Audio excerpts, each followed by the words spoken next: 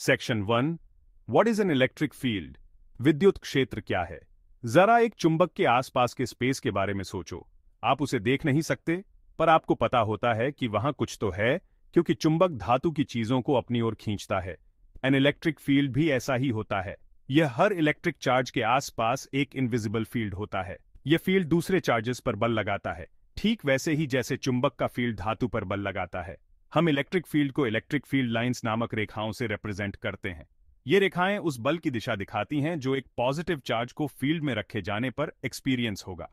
रेखाएं जितनी पास होंगी, फील्ड उतना ही मजबूत होगा। एक पंखे के बारे में सोचो। पंखे से निकलने वाली हवा इनविजिबल होती है, पर आप उसे महसूस कर सकते हैं। इसी तरह इलेक्ट्रिक फील्ड भी इनविजिबल होता है, पर दूसरा चार्ज अपने बल के माध्यम से उसकी उपस्थिति को महसूस कर सकता है। द इलेक्ट्रिक फील्ड भौतिकी में एक फंडामेंटल कॉन्सेप्ट है, बिल्कुल गुरुत्वाकर्षण की तरह। यह हमें यह समझने में मदद करता है कि इलेक्ट्रिक चार्जेस एक दूसरे के साथ कैसे इंटरैक्ट करते हैं, वो भी दूर से। Section 2। The source electric charges. स्रोत विद्युत आवेश। इलेक्ट्रिक फील्ड्स आते कहां से हैं? वे इलेक्ट्रिक चार्जेस द्वारा क्रिएट किए जाते हैं। हर इलेक्ट्रॉन और प्रोटॉन के चारों ओर एक इलेक्ट्रिक फील्ड होता है। एक पॉजिटिव चार्ज एक इलेक्ट्रिक फील्ड क्रिएट करता है जो पहिए के स्पोक्स की तरह रेडियली आउटवर्ड पॉइंट करता है। दूसरी ओर एक नेगेटिव चार्ज एक इलेक्ट्रिक फील्ड क्रिएट करता है जो रेडियली इनवर्ड पॉइंट करता है। इलेक्ट्रिक फील्ड की स्ट्रेंथ दो चीजों पर निर्भर करती है: चार्ज का मैग्नीट्यूड और चार्ज से दूरी। एक बड़ा चार्ज एक मजबूत इलेक्ट्रिक फील्ड क्रिएट करता है। इसी तरह आप चार्ज के जितने करीब होंगे, आपके द्वारा एक्सपीरियंस किया जाने वाला फील्ड उतना ही मजबूत होगा। सेक्शन 3। Unveiling the properties. विशेषताएं। इलेक्ट्रिक फील्ड्स में कुछ महत्वपूर्ण प्रॉपर्टीज होती हैं। पहला, बल। इलेक्ट्रिक फील्ड्स दूसरे चार्जेस पर बल लगाते हैं। लाइक चार्जेस रिपेल करते हैं, जबकि ऑपोजिट चार्जेस अट्रैक्ट करते हैं।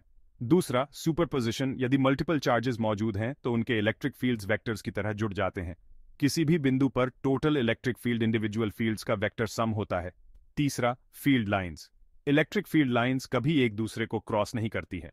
किसी भी बिंदु पर फील्ड लाइन की दिशा उस बिंदु पर रखे गए पॉजिटिव टेस्ट चार्ज पर बल की दिशा को दर्शाती है। चौथा, स्ट्रेंथ। इलेक्ट्रिक फील्ड की स्ट्रेंथ को फील्ड लाइंस की डेंसिटी द्वारा रिप्रेजेंट किया जाता है। क्लोजर लाइंस का मतलब है एक मजबूत field. Section 4। Quantifying the field. Coulomb's law. क्षेत्र की गणना। कूलम्ब का नियम। हम कूलम्स लॉ का उपयोग करके पॉइंट चार्ज के कारण इलेक्ट्रिक फील्ड की स्ट्रेंथ की गणना कर सकते हैं। E equals KQ divided by R squared. जहां E न्यूटन्स पर कूलम में इलेक्ट्रिक फील्ड स्ट्रेंथ है, K कूलम्स कांस्टेंट है, लगभग 9 times 10 to the power of 9 newton metre squared per coulomb squared. Q coulombs में चार्ज का magnitude है और R metres में चार्ज से दूरी है। यह फॉर्मूला हमें बताता है कि इलेक्ट्रिक फील्ड स्ट्रेंथ चार्ज के मैग्नीट्यूड के डायरेक्टली प्रोपोर्शनल और चार्ज से दूरी के स्क्वायर के इन्वर्सली प्रोपोर्शनल होता है। Section 5। Electric fields in action. कार्रवाई में विद्युत क्षेत्र। इलेक्ट्रिक फील्ड्स हमारी जिंदगी में हर जगह हैं। एक सिंपल एग्जाम्पल के बारे में सोचो। बिजली गिरना। गरज के साथ बारिश के दौरान बादल इलेक्ट्रिकली चार्ज्ड हो जाते हैं। जब बादल और जमीन के बीच इलेक्ट्रिक फील्ड काफी मजबूत हो जाता है तो यह हवा को आयोनाइज करता है, जिससे बिजली के बड़े पैमाने पर डिस्चार्ज के लिए एक रास्ता बनता है। बिजली।